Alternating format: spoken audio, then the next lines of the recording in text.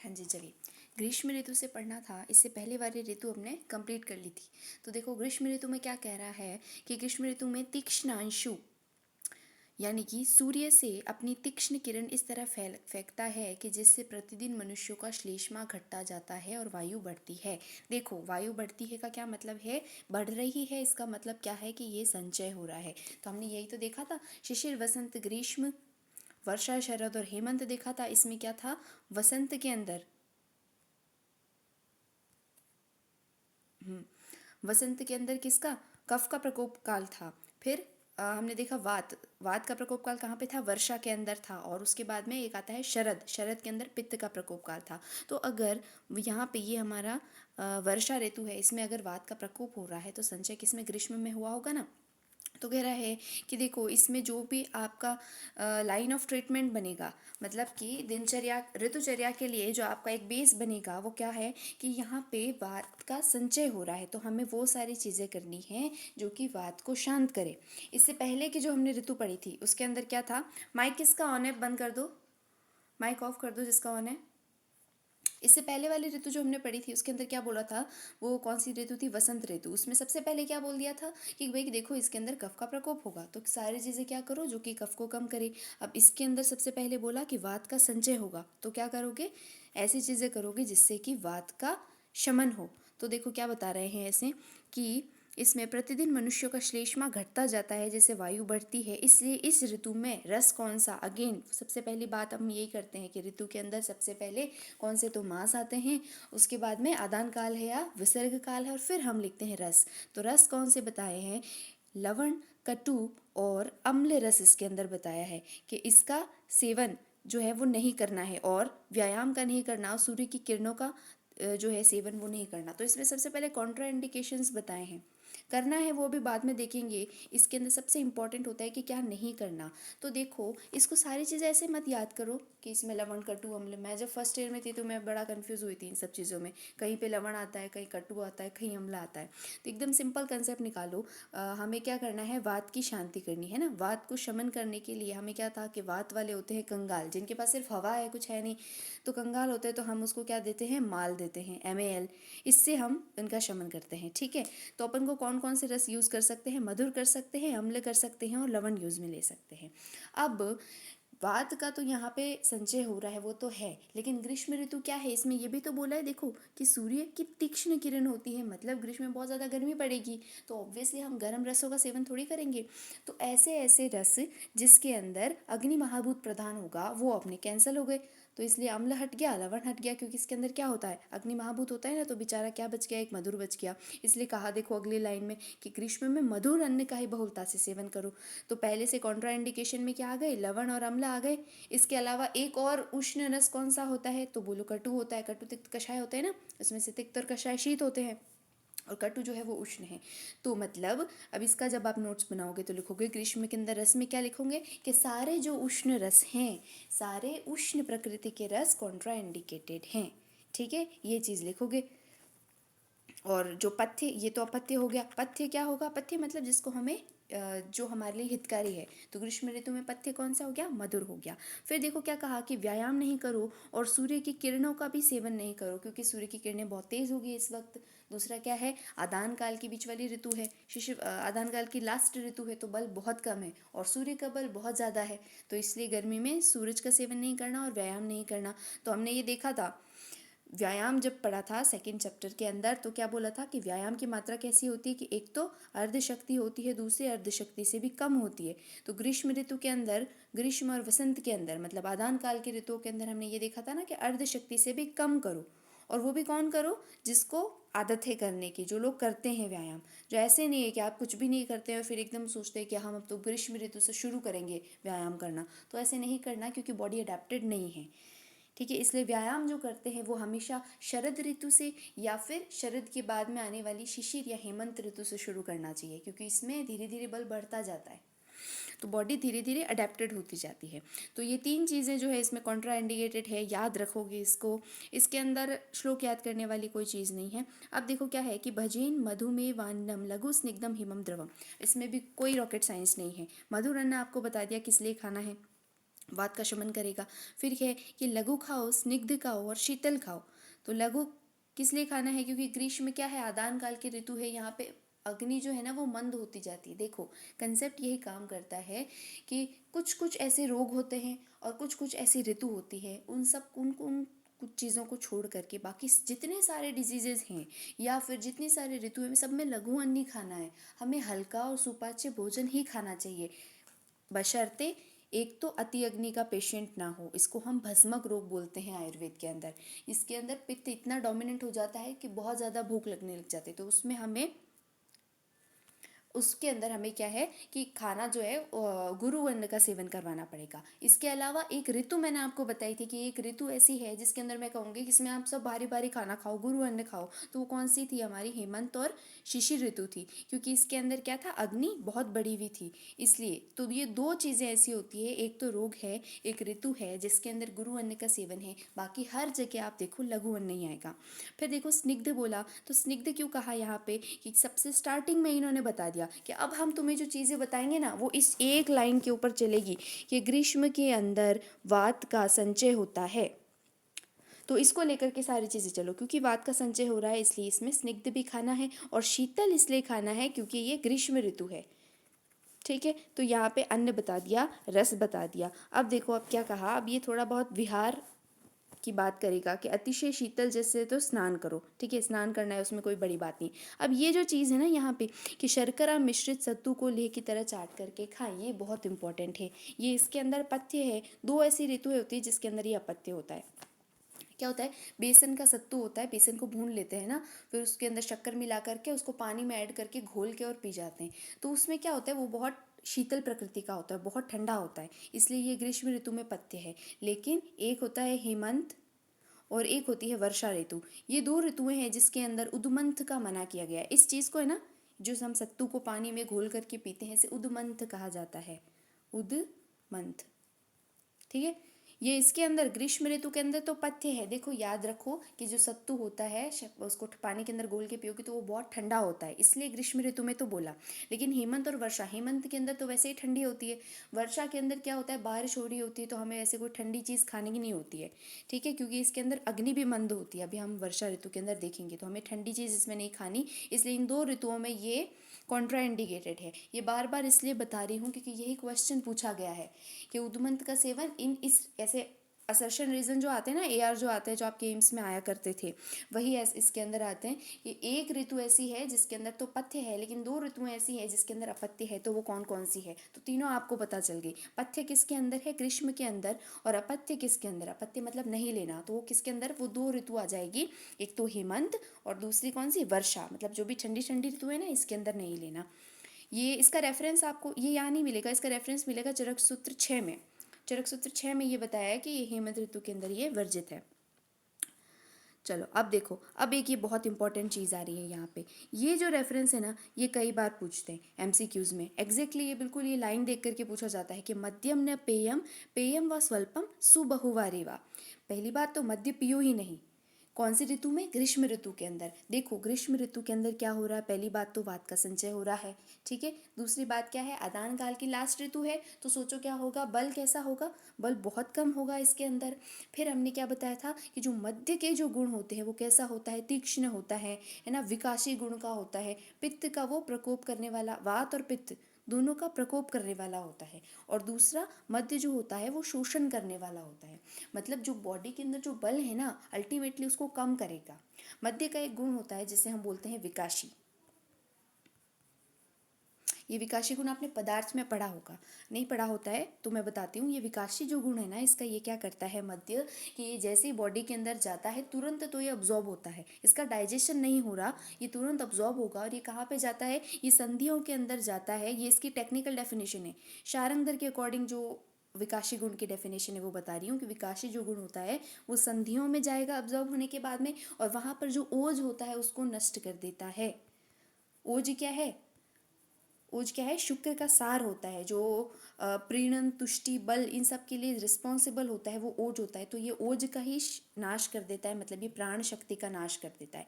Ultimately क्या हुआ, ओज का नाश किया, मतलब ऐसा समझ लो शरीर के बल का नाश किया। तो आदान काल में तो हमें बल की रक्षा करनी चाहिए, इसलिए ग्रीष्म ऋतु में मध्य नहीं देते। समझ गए? पहली बात उष्ण है, तीक्ष्ण है, वात पित्त का प्रकोप करेगा। चौथी जो बहुत इंपॉर्टेंट बात है कि इसका विकासी गुण होता है। विकासी गुण होने से ऐसे है ना, ऐसे एक फ्लो चार्ट बना लिया करो। ये कंसेप्ट्स हैं, ये फर्स्ट ईयर में तुम लोग पढ़ लोगे, फिर आगे तक तुम्हारे काम आएंगे।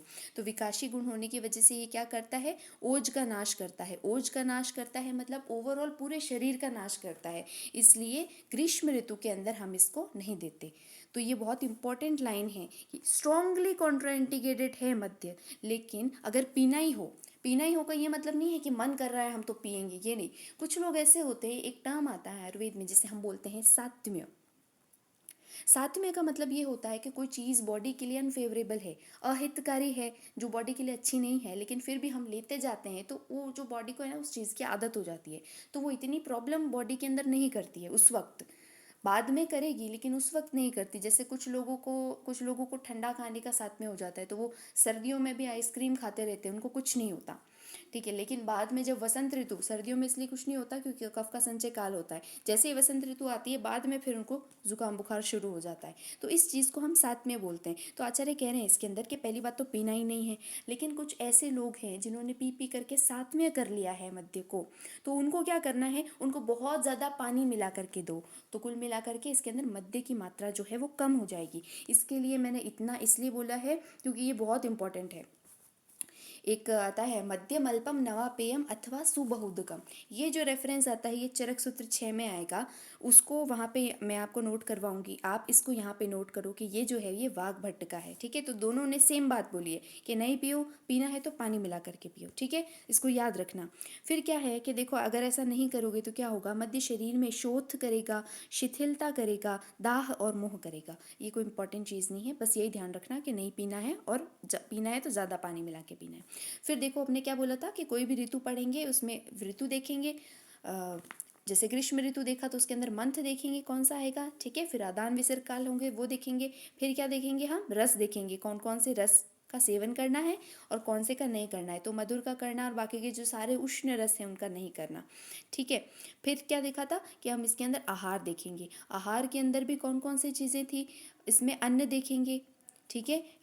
और इसके अंदर क्या आता है, मांस, कौन कौन से मांस का सेवन हम कर सकते हैं। और तीसरी चीज़ हम देते हैं पान। पान मतलब पीने वाला। तो अन्न देखो क्या आया, अब देखो अगली वाली में आएगा कि कुंद पुष्प तथा चंद्रमा के समान शुभ्र शाली धान्य को, शाली और षष्ठी, ये शाली जो होता है ना, ये चावल की एक वैरायटी है।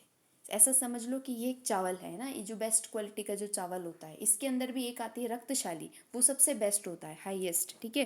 तो शाली धान्य का मतलब चावल है। तो चावल खाओ, और किसके साथ खाओ, जांगल मांस के साथ खाओ। हमने बोला था कि यहाँ पे जहाँ पर ज़्यादातर है ना जो मांस अपन देखेंगे ना, वो जांगल मांस ही देखेंगे, क्योंकि जांगल मांस को यहाँ पे श्रेष्ठ मानते हैं।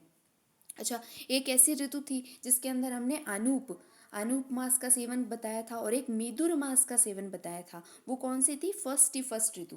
तो जो फर्स्ट थी वो देखो, वो सारे में एक्सेप्शन ही है, उसमें गुरु अन्न का भी सेवन करना है, ठीक है। उसमें प्रमिताहार भी मना किया हुआ है, उसमें मेदुर मास का भी सेवन करना है। जबकि मेदुर मास का, मेदस्वी मास का, अनूप मास का सेवन हर जगह निषिद्ध बताते हैं, क्योंकि ये बहुत गुरु हो जाता है, ठीक है। तो मेदुर मास का हेमंत ऋतु के अंदर था, और ज़्यादातर हर जगह कहाँ देखोगे तुम, जांगल मास का ही देखोगे। इसका रीज़न भी मैंने आपको बताया था कि जांगल मास का मतलब ये होता है कि जांगल प्रदेश जो है उसके अंदर विचरण करने वाले जो सारे जीव जंतु होंगे उसे हम जांगल बोलेंगे, उनका जो मास है उसको हम जांगल मास बोलेंगे। तो अब क्योंकि जांगल प्रदेश में वात पित्त प्रधान होता है, या फिर अष्टांग के अकॉर्डिंग बोले वात प्रधान होता है, तो इन बेचारे जीव जंतुओं में भी क्या है, वात प्रधान होगा। कुल मिलाकर के ये हल्का मास होगा, इसलिए जांगल मास का सेवन करवाते हैं। और ग्रीष्म ऋतु में क्या है, अग्नि तो वैसे भी मंद है, अदान काल है ना, इसलिए अग्निमंद है, इसलिए जांगल मास का सेवन करवाना है। तो आपको अन्न पता चल गया, आपको मास पता चल गया। अब पान की आगे बात करेंगे। तो वो देखो, पान वाला क्या है कि पीना है, क्या पीना है,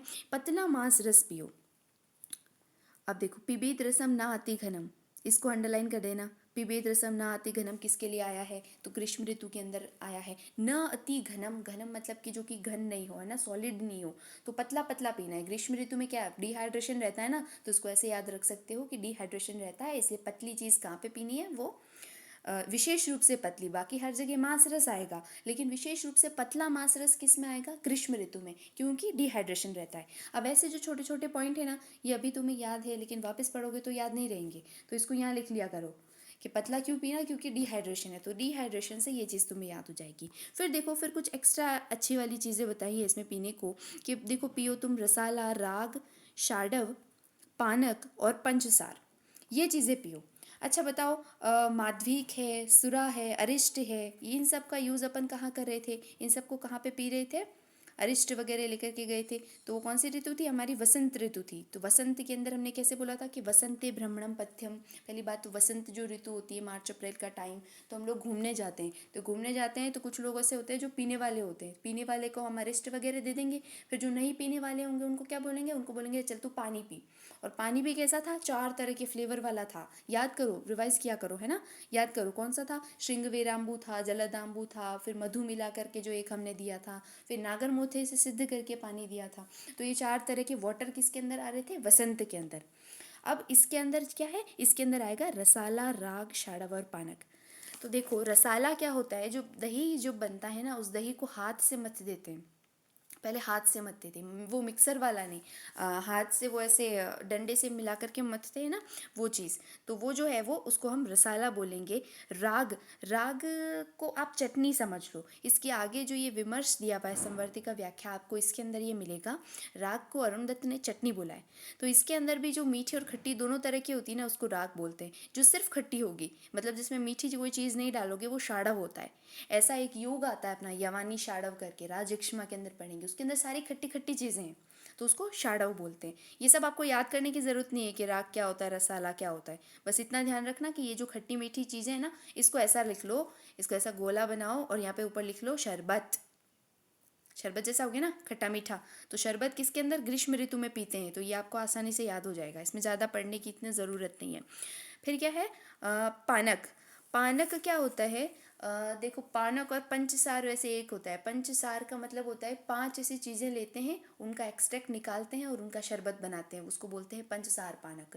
तो वो पंचसार पानक के अंदर 5 खट्टे फ्रूट्स भी हो सकते हैं। इसमें बेसिकली हम फ्रूट्स लेते हैं, ड्राई फ्रूट्स लेते हैं, तो कुछ मीठे कुछ खट्टे, तो खट्टी मीठी शरबत बनाते हैं ना, उसको हम पंचसार बोलते हैं, पंचसार पानक। कुछ लोग बोलते हैं कि गुड़ और इमली से बनाते हैं, जो खट्टी खट्टी चीज़ बनती है, तो उसको भी पानक बोलते हैं।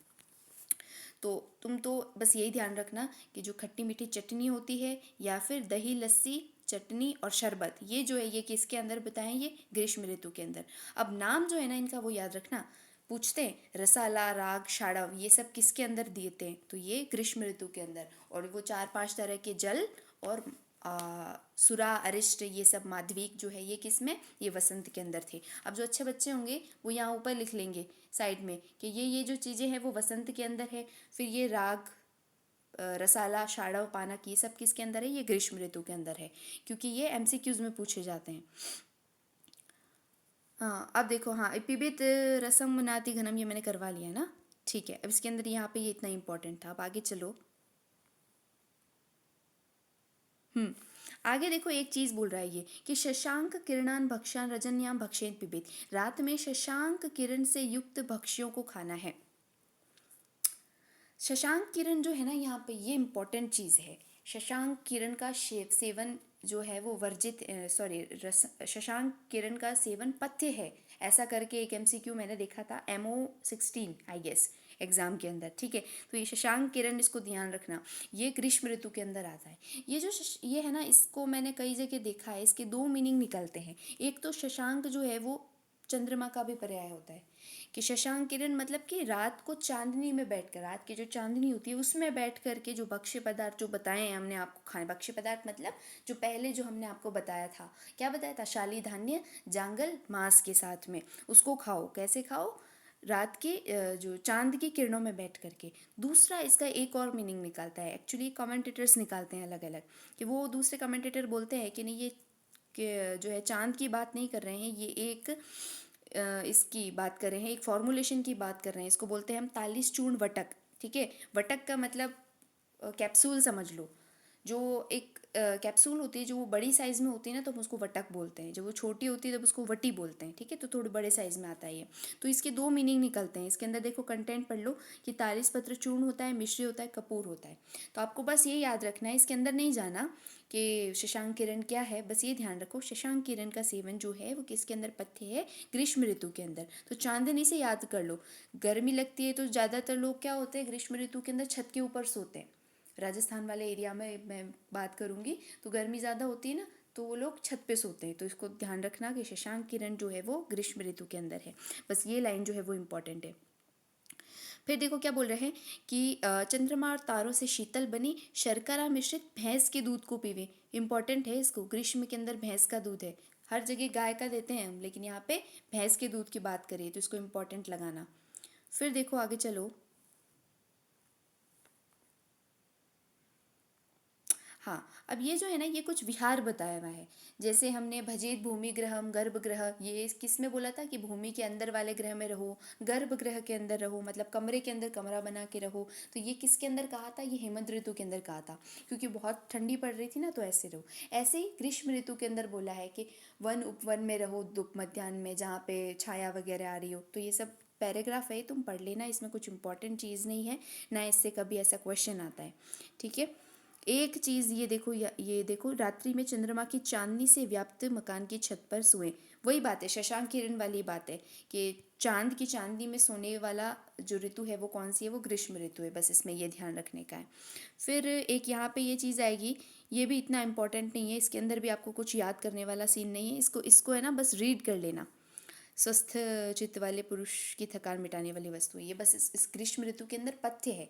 हमने जो मेन चीज़ आपको थी वो बता दी कि इंपॉर्टेंट चीज़ जो याद रखने वाली है, जो आपको पेपर में लिखनी भी है और जो पूछी भी जाएगी, वही उसका आहार क्या है, उसका विहार क्या है, और वर्जित क्या है, क्या क्या हमें इसके अंदर नहीं करना ग्रीष्म ऋतु के अंदर। तो क्या कॉन्ट्रा इंडिकेटेड था, याद करो, सारे जो उष्ण रस थे वो कॉन्ट्रा इंडिकेटेड थे, अम्ल लवण और कटु।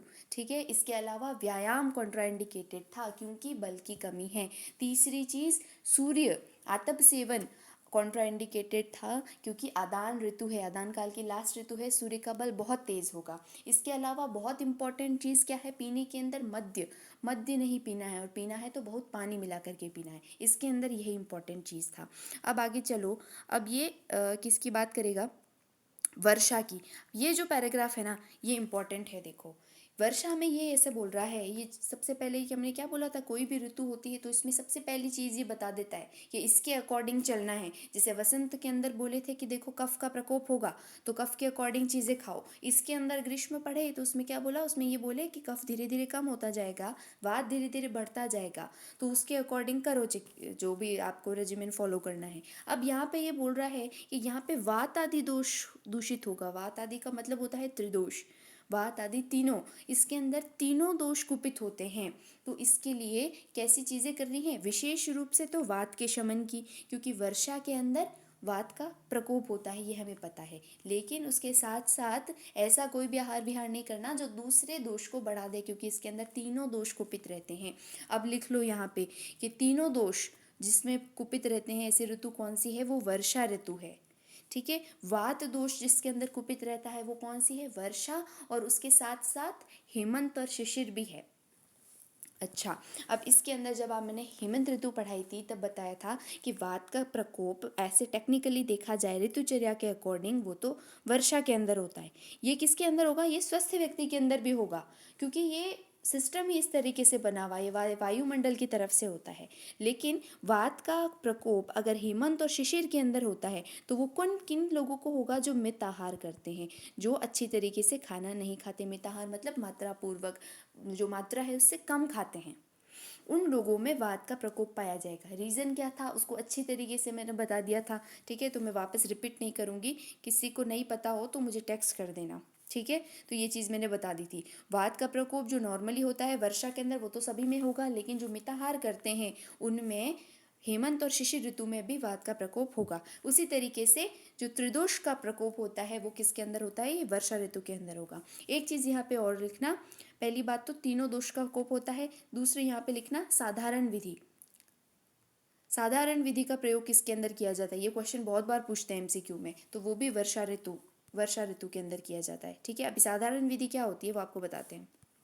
देखो, ये पैराग्राफ पढ़ लेना, इसमें जो लास्ट वाला ये लाइन है, भजेत साधारणम सर्वम उष्णम तेजन चयत, ये देखो ये इंपॉर्टेंट है, भजेत साधारणम, यहाँ वाला ये बिल्कुल रेफरेंस देकर के पूछते हैं कि ये कौन सी ऋतु के संदर्भ में कहा गया है, तो ये वर्षा ऋतु के संदर्भ में कहा गया है। अभी देखो, अब ये बताएंगे कि साधारण का मतलब क्या है, साधारण विधि का क्या मतलब हुआ।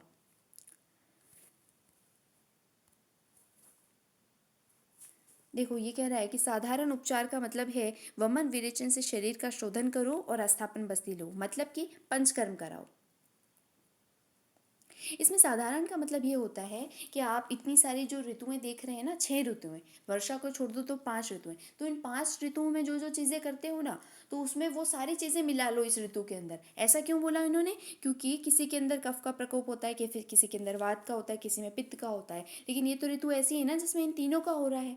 तो इन तीनों के जो उपचार होते हैं, इन तीनों के जो प्रक्रम होते हैं, वो सब हमको करने पड़ेंगे, इसीलिए इसमें बोला कि साधारण जो उपचार है वो करो। इसका मतलब हुआ कि तीनों तीनों दोषों के अकॉर्डिंग जो हम काम करते हैं वो सारे करने हैं। तो देखो, वमन विरेचन बोल दिया, वमन किसके, कफ के लिए बोल दिया, विरेचन पित्त के लिए बोल दिया, और लास्ट में बोला क्या करो, आस्थापन बस्ती लो, बस्ती वात के लिए होती है। तो तीनों का उपचार आ गया, मतलब कि साधारण उपचार आ गया। इसको याद रखना, बार बार इसीलिए बोल रही हूँ, ठीक है, क्योंकि ये पूछा जाएगा आपसे, साधारण। फिर देखो, फिर क्या बोला कि पुराने धान्य खाओ, जौ गेहूँ, ठीक है, संस्कृत मांस रस जांगल पशुओं का मांस यूज में लो। मांस रस जब हमने पहली वसंत वाली जो क्लास थी उसके अंदर बताया था कि मांस रस कैसा था, फिर उसमें 2 तरीके के टाइप बताए थे कि एक होता है कृत मांस रस, एक होता है अकृत मांस रस। कृत का मतलब क्या होता है, अकृत का मतलब क्या होता है कि भाई एक तो जो है पानी के अंदर मांस जो है वो उबाल के और दे दिया है ना, सूप की तरह बना करके। एक कृत मांस रस क्या होता है, जिसके अंदर हम छौंक लगा देते हैं। कृत मतलब जिसमें कुछ किया हुआ हो, तो संस्कृत का मतलब यही है यहाँ पे, जिसमें हम मरीच लवण इन सब का छौंक लगाते हैं ना, ऐसा मांस रस। तो छौंक लगा करके देना है, क्यों, क्योंकि वर्षा है, देखो ठंडी की ऋतु है, इसलिए छौंक लगा करके देना है। तो संस्कृत मांस रस का यूज लो इसके अंदर। जंगल पशुओं का मांस खाओ, उसमें भी था दोनों ऋतुओं में। फिर मूंग आदि के यूश लो, पुरातन मधु से बना पुरातन अरिष्ट, देखो एक अरिष्ट इसके अंदर भी है, ठीक है, मधु। हाँ, 2 चीज़ लिखी थी तुमने, एक तो क्या लिखा था, कि साधारण विधि का यूज़ करते हैं, दूसरा लिखा था कि तीनों दोषों का कोप होता है, तीसरी चीज़ एक और लिखो कि यहाँ पे मधु का इस्तेमाल किया जाता है। ये चरक सूत्र 6 जब आप पढ़ोगे तो उसके अंदर है कि पान और भोजन और संस्कार के अंदर, पान में, भोजन में और संस्कार के अंदर किसका यूज़ करो, शौद्रान विवतान भजन, विशेष रूप से मधु का यूज़ करो वर्षा ऋतु के अंदर। अब देखो कितनी अजीब सी बात है, अगर तुम दिमाग लगाते हो तो सोचना कि वर्षा जो है उसके अंदर वात का होता है कोप, और हमने क्या पढ़ा था कि जो मधु होता है वो क्या है, रुक्ष है और कषाय अनुरस का है, इसीलिए क्या करता है, वो वात को बढ़ाता है।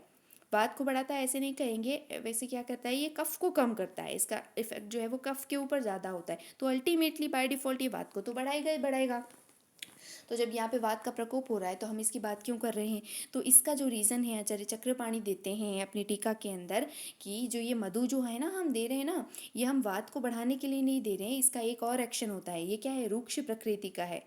तो ये जो वर्षा के अंदर जो क्लेद उत्पन्न हुआ है, वर्षा के अंदर ये जो तीनों दोषों का कोप हुआ है ना, ये किसकी वजह से, क्लेद की वजह से हुआ, क्योंकि ह्यूमिडिटी इस वक्त बहुत ज़्यादा है। तो इस ह्यूमिडिटी को, शरीर के अंदर जो क्लेद हुआ है उसका शोषण करने के लिए हम मधु का यूज़ कर रहे हैं। तो यहाँ ऊपर लिख लेना, ये क्वेश्चन आपसे वाइवा में या फिर कोई भी इंटरव्यू में पूछा जाता है, क्योंकि ये इसका आंसर डायरेक्ट कमेंट्री से आता है, चक्रपाणी की कमेंट्री से आता है, ये और कहीं ऐसे लिखा हुआ नहीं मिलता, ठीक है। तो लिख लेना, यहाँ जो मधु का यूज़ किया है, ये मधु वात को बढ़ाएगा, लेकिन उस इसमें कोई प्रॉब्लम कॉम्प्लिकेशन नहीं करेगा, क्योंकि इस वक्त बॉडी के अंदर क्लेद भी बहुत ज़्यादा बढ़ा हुआ है, कफ भी तो बढ़ा हुआ है ना वात के साथ में, तो ये उस क्लेद को कम करेगा, वात को बैलेंस करेगा, ठीक है। अब देखो बहुत कचरा हो गया है यहाँ पे। हाँ, तो इंपॉर्टेंट चीज़ें लिखते जाना, जिसमें मैं बहुत ज़्यादा बोल रही हूँ मतलब वो इंपॉर्टेंट है, तो उसको तुम लिखते जाना है ना, जिससे इसके अंदर मधु का लिखना। फिर क्या बोला कि देखो इसके अंदर आप पंचकोल भी यूज़ कर सकते हो, याद करो तो करो बस, बाकी ऐसा कोई ज़रूरी नहीं है। अब देखो यहाँ आ जाओ, इस लाइन को अंडरलाइन कर दो, अच्छी तरीके से हाईलाइट कर दो, इसमें दिव्यम कौपम, श्रितम, चाम्भो। कौन कौन सा पानी आप वर्षा ऋतु के अंदर पी सकते हो? कि आकाश से गिरा हुआ वर्षा का पानी, इसको क्या बोला? दिव्य। अब यहाँ पे लिख दो, दिव्य जल किसको बोला है? ये भी एमसीक्यू पूछा गया है कि दिव्य जल निम्न में से कौन सा है? महेंद्र जल है, वो कुएं का जल है, या गंगा जल है, ऐसे भी बोल देते हैं। तो ये कौन सा है जो आकाश से गिरता है? उसको हम महेंद्र जल भी बोलते हैं, और उसको आचार्य ने क्या बोला? उसको दिव्य जल बोला है। ठीक है, सीधा आकाश से गिरता है ना, इसलिए दिव्य जल। फिर कौप, कौप मतलब कुआं, कुएं से जो निकालते हैं पानी, वो वाला। और श्रितम, श्रितम मतलब का क्या होता है कि पानी लो, उसको उबालो, फिर उसको ठंडा कर दो, उसको हम श्रित जल बोलते हैं। तो जो उबाल करके ठंडा करते हैं वो पानी हम पी सकते हैं। अब बोला ना, देखो, पकाया हुआ जल, पकाया मतलब उबाल करके फिर ठंडा करके फिर पियो वो। तो ये 3 तरह के जल जो है वे पथ्य हैं। अब ये फालतू की बात लग रही होगी कि जल जल क्या होता है, लेकिन ये क्वेश्चन पूछते हैं। ये तीनों दे देते हैं, एक कोई ऐसा देते हैं जैसे सारस, नदी का, तालाब का, कि नदी का पिए, तालाब का पिए। तो ये चारों दे देते हैं कि इनमें से कौन सा जल जो है वो अपत्य है। तो उसमें से तुमको ढूंढना होता है। तो नदी का जो तालाब वाला जो वो है वो अपत्य है, क्योंकि देखो ये जो है ना, ये लाइन आएगी चरक सूत्र 6 में कि नदी का जल नहीं पियो वर्षा के अंदर। क्योंकि नदी का जल क्यों नहीं पियो? क्योंकि वैसे बारिश हुई भी होती, नदियाँ वैसे भी उफान में रहती है, तो वहाँ जाना भी रिस्की रहेगा। दूसरा, कंटामिनेटेड वाटर भी रहता है वो उस वक्त, तो इसलिए वो नहीं पीना। तो ये 3 जल पथ्य है, ये इंपॉर्टेंट है। दूसरी इंपॉर्टेंट चीज़ यहाँ देखो, दुर्दिनी लिखा हुआ है। अब पूछाते हैं कि ये दुर्दिन किसका पर्याय है? दुर्दिन वर्षा ऋतु का पर्याय है। बुरे दिन किसके अंदर आते हैं? वो किस में आते हैं? कौन सी ऋतु होती है? वो वर्षा ऋतु होती है ना। तो कपड़े सूखते हैं, छप छप और हो जाता है, गाड़ियाँ आती है, मुंह पे कीचड़ उड़ा के जाती है। तो ऐसा कुछ इमेजिन कर लो। तो दुर्दिन किसको बोला है? वर्षा ऋतु को बोला है। इसमें 3 तरह के हम जल लेते हैं। इसके अंदर हम मधु का यूज़ करते हैं। इसमें हम साधारण जो ऋतुचर्या है उसका पालन करते हैं। और सबसे लास्ट मोस्ट इम्पॉर्टेंट कि इसके अंदर तीनों दोषों का कोप होता है। तो अल्टीमेटली ये जो ऋतु है हमारी बहुत इंपॉर्टेंट है, इसको भूलना नहीं, वर्षा को। ठीक है, फिर देखो, हाँ, दुर्दिन बोल दिया। अब क्या है कि दुर्दिन में अम्ल लवण स्नेह युक्त खाओ, शुष्क प्राय भोजन करो, भोजन में मधु लो और लघु भोजन करो। तो अम्ल लवण तुम समझ गए। हमें क्या करना है? वात बढ़ावा है, विशेष रूप से वात की शांति करनी है, MAL का यूज़ करेंगे। इसके अंदर भी कौन सा लिया? अम्ल और लवण लिया, मधुर नहीं लिया। मधुर क्यों नहीं लिया? उसके देखो 2 रीज़न हो सकते हैं यहाँ पे। पहली बात तो मधुर होता है शीत, वर्षा के अंदर एक तो शीत भी है, ठंडी भी पड़ रही है थोड़ी थोड़ी, और वात को भी बढ़ाएगा ये शीत है उसकी चक्कर में। ठीक है, इसके अलावा क्या है? मधुर जो है वो गुरु होता है। तो हमने यहाँ पे क्या देखा? ये जो पहले वाला इसका जो पैराग्राफ पढ़ोगे ना, उसको पढ़ना। उसमें तुम देखोगे कि जाठराग्नि इसमें अत्यंत जो है क्षीण होती है। सबसे कम अगर जाठराग्नि की बात करेंगे ना, तो वर्षा ऋतु के अंदर होगी वो। इसी वजह से इसके अंदर जो है वो तीनों दोषों का कोप भी होता है, क्योंकि जहाँ जहाँ अग्नि डिस्टर्ब होती है वहाँ वहाँ दोष दूषित होते हैं, दोष डिस्टर्ब होते हैं। तो इसमें कोई भी गुरु चीज़ तो भूल के भी नहीं खानी है। ग्रीष्म में भी नहीं खानी थी, इसके अंदर भी नहीं खानी है, क्योंकि जठराग्नि डिस्टर्ब होगी। तो इसलिए बेचारे अम्ल और लवण रस बनते हैं। इसके भी 2 रीज़न हैं। पहली बात तो ये क्या है? उष्ण है। ठीक है, दूसरा क्या है? ये लघु है, तो ये दीपन का काम करेंगे, अग्नि को बढ़ाने का काम करेंगे। ठीक है, और क्या लेना है? इसके अंदर स्नेह युक्त लेना है वात की शांति के लिए। फिर क्या कहा कि शुष्क प्राय भोजन लिया। देखो दोनों चीज़ें बोली है इसके अंदर, स्नेह युक्त भी। हाँ प्रज्ञा।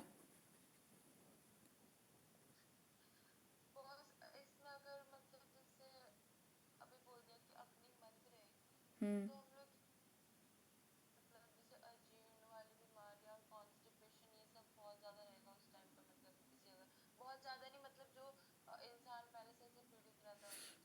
हम्म। हम्म। हाँ तो, हाँ तो आप पूछना क्या चाहते हैं?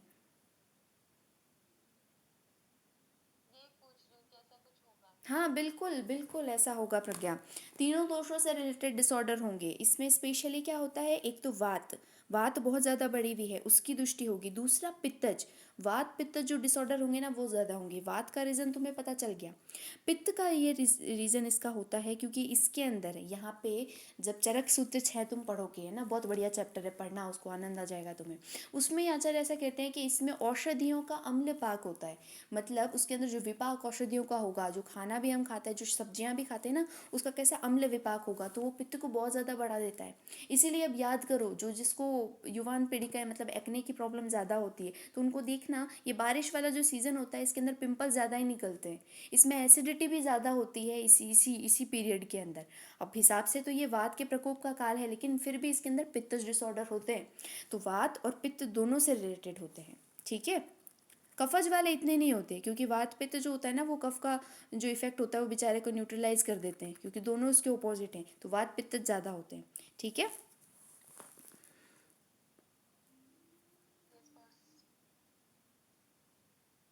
लघु भोजन करें यहाँ तक हमने देख लिया था। अब देखो, अब ये बहुत इंपॉर्टेंट है, इसका श्लोक मत याद करो, इसको हिंदी में अच्छी तरीके से याद करो। इसमें अपादचारी को अंडरलाइन कर लेना भाई, कि अपादचारी किस में होना चाहिए, मतलब कि पैदल नहीं चलना है। पैदल कौन से ऋतु में नहीं चलना, वर्षा में नहीं। तो तुम वर्षा के अंदर चलोगे तो ये तो तुम्हें पता ही ना भाई, बारिश का पानी ऐसे फैला हुआ होगा सड़कों के ऊपर, इन्फेक्शन हो सकता है। दूसरा, अगर अभी की बात करें तो गाड़ी के ऊपर कोई गाड़ी में आएगा तुम्हारे ऊपर उछाल के जाएगा आराम से, तो इसलिए अपादचारी ये तो तुम्हें याद रह जाएगा कि वर्षा के अंदर नहीं चलना है। ध्यान रखना, ये पूछते हैं एमसीक्यू में ऐसी छोटी छोटी चीज़ें। फिर क्या है, अब देखो, सुरभि गंध का धारण करो, इसमें कुछ नहीं है। नित्य प्रति वस्त्रों को धूप में लगाओ, शीतल करने पहुंच सके। ठीक है, इसके अंदर अपादचारी जो है यही इंपॉर्टेंट है कि इसका ध्यान रखना।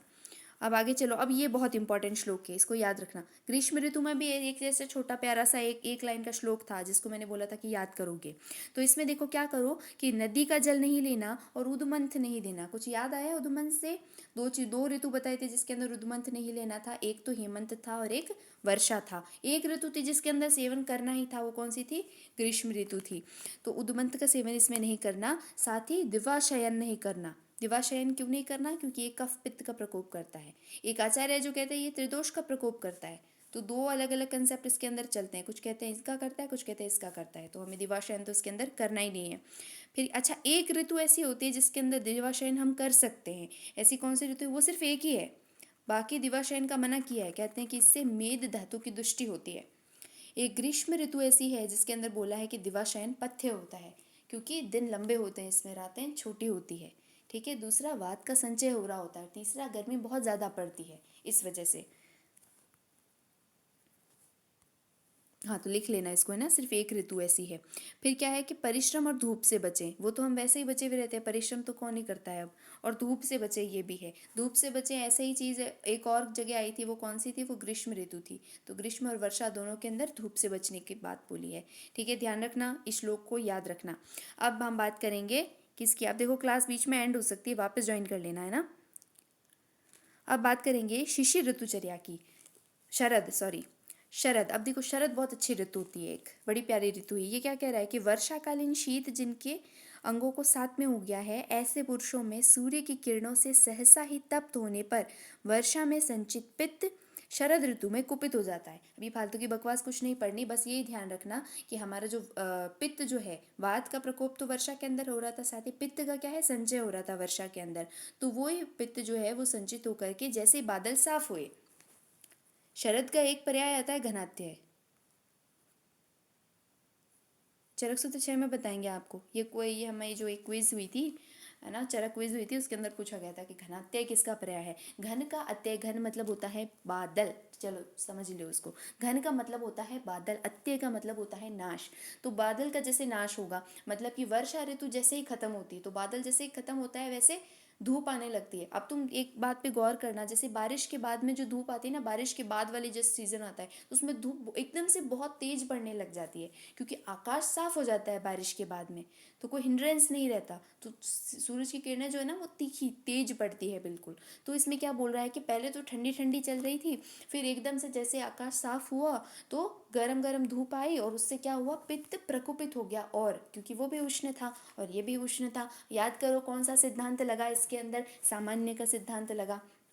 ठीक है, ऐसा ही एक ठीक ऐसा कंसेप्ट हमने एक बार और देखा था कि जो शिशिर ऋतु थी उसमें शीतल आहार विहार हम कर रहे थे, तो उसकी वजह से कफ का संचय हुआ, और वही कफ क्या हुआ, जैसे ही